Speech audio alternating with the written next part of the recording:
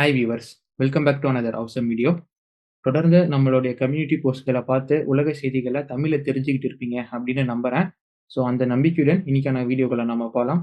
இந்தியாவின் வான் பாதுகாப்பிற்காக முக்கிய முடிவு இந்தியாவால் எடுக்கப்பட்டிருக்கு. என்ன முடிவு இன்னைக்கு நாம டிஸ்கஸ் பண்ண இருக்கிறோம். ஐரோப்பிய நாடுகள் மத்தியில் இந்தியாவின் பேர் பலமா அடிபட்டுக்கிட்டு இருக்கு. என்ன காரணம்? இன்னைக்கான வீடியோவில் நாம பார்த்து தெரிஞ்சுக்க போறோம். இன்னைக்கான வீடியோ கொஞ்சம் வித்தியாசமா இருக்க போகுது. ஏன்னா இந்த வீடியோவின் இறுதிய முடிவை நீங்க தான் முடிவு பண்ண போறீங்க. So you will be the decider one. So வீடியோவை முழுசா பாருங்க, முடிவு என்னங்கிறத கமெண்ட் பாக்ஸ்ல சொல்லுங்க. நீங்கள் பார்த்து கொண்டிருப்பது ஆயுதம் அறிவோம் நேயர்களுக்கு அன்பு வணக்கங்கள். Let's dive into it.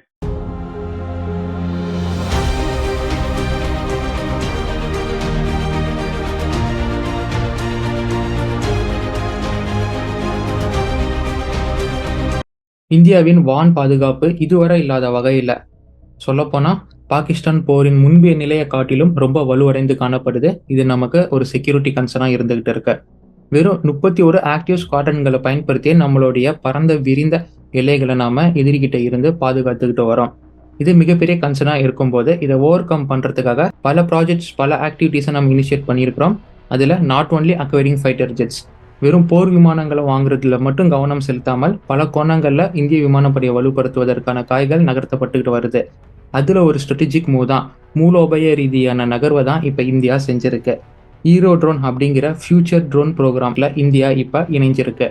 First Euro drone ப்ராஜெக்ட்னா என்ன அப்படின்னு தெரிஞ்சுக்கலாம். Next gen European compact drone ப்ரோக்ராம்ல வரது தான் இந்த ஈரோ ட்ரோன் ப்ராஜெக்ட் அப்படிங்கிறது.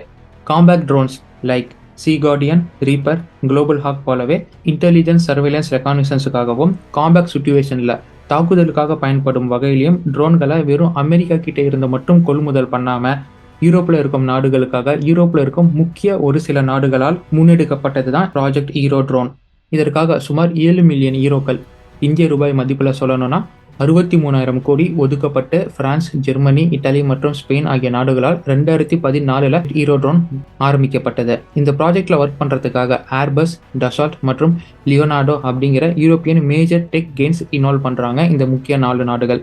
சமீபத்தில் ஏர்பஸ் ப்ராஜெக்ட் ஈரோ ட்ரோனோட ஃபுல் ஸ்கேல் மாடல், அதாவது ட்ரோனோடைய அச்சு அசலான ஒரிஜினல் வடிவத்தை ரிலீஸ் பண்ணி அதோடைய கீ ஸ்பெக்ஸை நமக்கு சொல்லியிருக்கிறாங்க. ட்வின் இன்ஜின் டிசைனுடன் வரும் இந்த ட்ரோன் ஆனது சுமார் 11 டன் அப்படிங்கிற முழு ஆயுத எடையுடன் சுமார் 40 மணி நேரம் பறக்கும் திறன் உடையது. இதோடைய என்டூரன்ஸ் அப்படிங்கிறது 40 ஹவர்ஸ் அப்படின்னு சொல்லப்படுது. Which is likely more higher then American reaper and predator drone.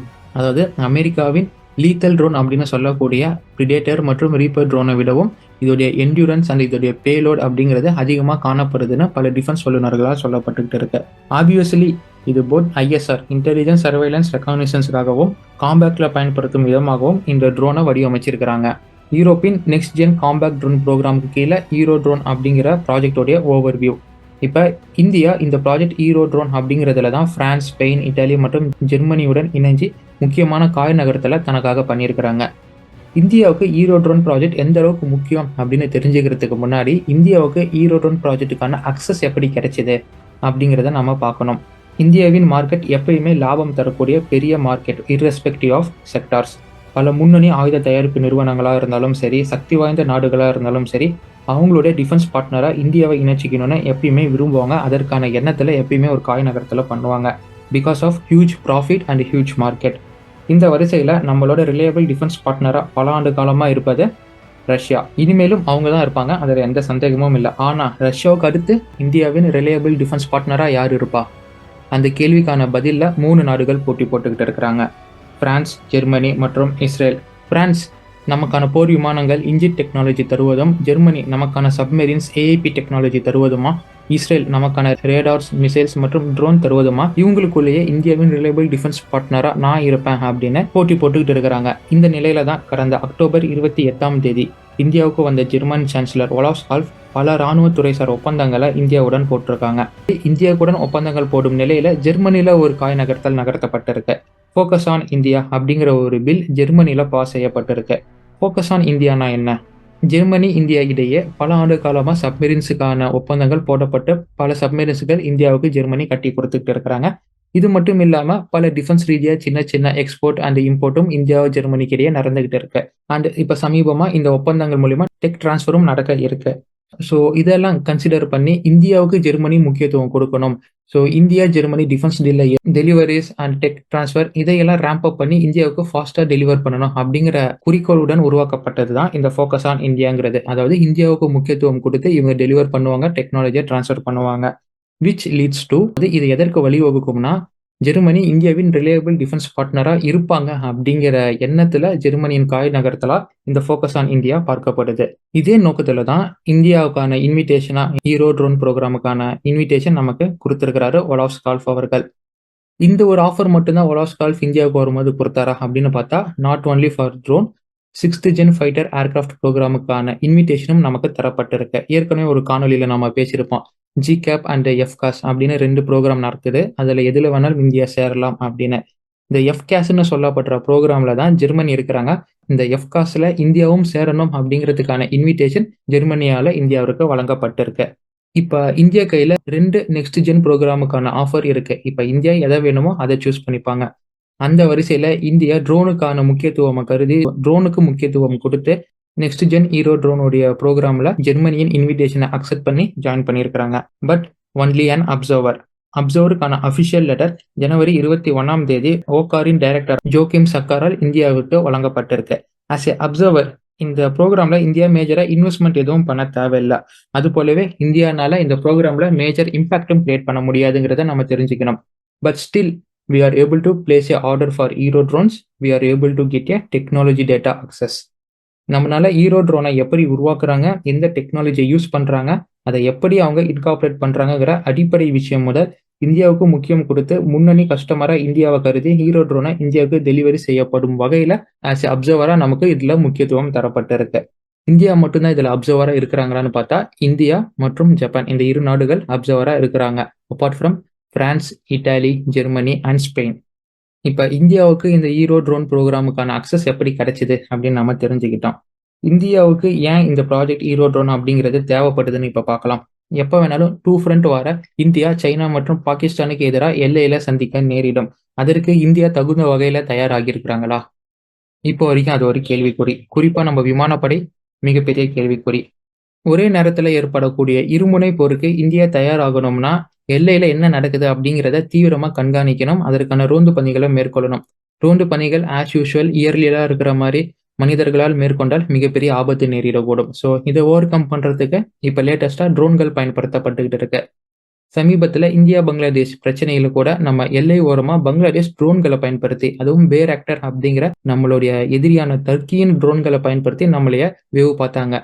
ஒரு குட்டினாதே இது மாதிரி அட்வான்ஸ்டு டெக்னாலஜியை பயன்படுத்தி வேவ் பார்க்கும்போது நாம பார்க்காம இருப்போமா?